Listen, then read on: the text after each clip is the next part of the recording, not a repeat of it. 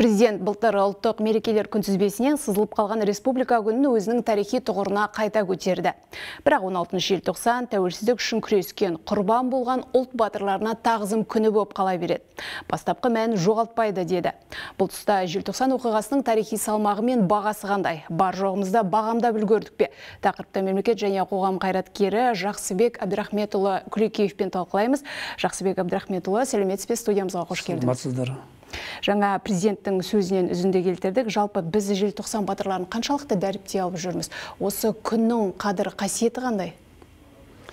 Әрине біздің елімізде екі ұлы мереке бар. Бірі, жаңа өзіңіз айтып отырған республика күні, ол 90-шы жылы 25 тамыз айында жарияланған біздің тұңғыш Қазақстанның егемендігі туралы декларациямен байланысты. Ол да біздің еліміздегі ең үлкен тарихи дата. Ал енді жалпы бұрынғы Советтер одағына кірген мемлекеттердің ыдырауы 91 жылы басталды. Сондықтан біз елдер әртүрлі пікір айтады. 91 жылы ең соңғы ел болып Советтер одағынан шықтық. Ол 16 желтоқсанмен тұспа-тұс келді. Сол 16 желтоқсан біздің елімізде тәуелсіздік күні болып бекітілді. Бірақ біз негізінен декларация қабылдаған күнді ұзақ уақыт бойы тойлап келдік Қазақстанда. Мәселе бұл екі датаның тойланғанында емес шығар. Бұл екі датаның ешқайсында бір-бірінен кемсітуге болмайды. Екеуі де біздің халқымыз үшін өте ыстық, екеуінің де мәні де мағынасы бір. Оның мағынасы біздің ғасырлар бойы армандаған тәуелсіздікке қол жеткізгеніміздің бірден бір аталып өтетін датасы деп қабылдауымыз керек. Біз үшін мақтанышты болатыны 90-шы жылы біз тамыз айында әлі Советтер одағы ыдырамай тұрған уақытта тәуелсіздік декларациясын алғашқылардың бірі болып қабылдадық.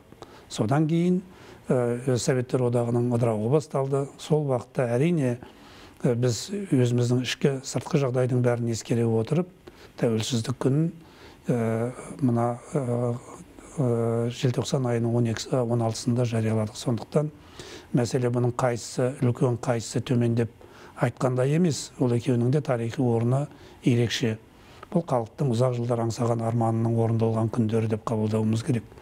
Ал енді желтоқсан оқиғасына қатысқан азаматтардың барлығын біз қаншалықты дәріптедік дегенге келетін болсақ, әрине алғашқы егемендік алған кезеңде біз оған өте үлкен көңіл бөліп жүрдік.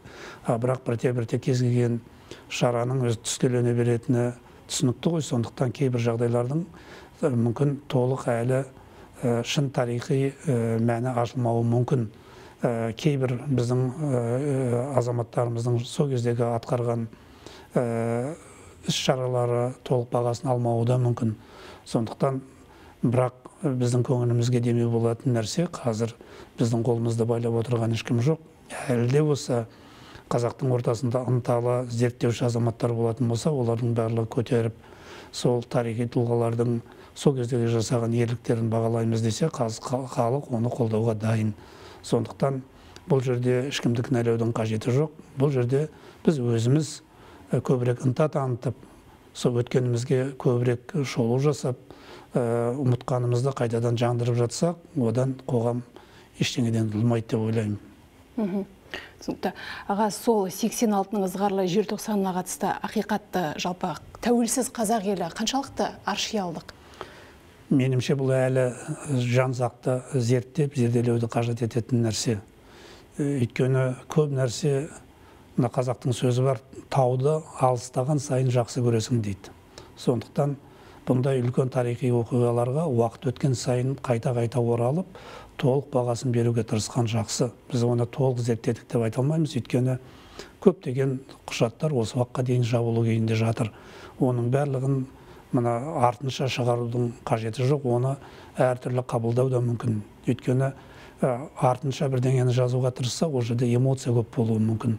Ал енді жан-жақты дұрыс баға беру үшін уақыт өткеннен кейін барып, қайтадан қарап, зерттеп зерделеген дұрыс. Сондықтан бұл әлі зерттеле беретін оқиға. Аға, студиямызға келіп сұхбат бергеніңізге көп рахмет, қызметіңізге табыс тілейміз. Қымбатты көрермен, біз хабарымызды жалғастырамыз.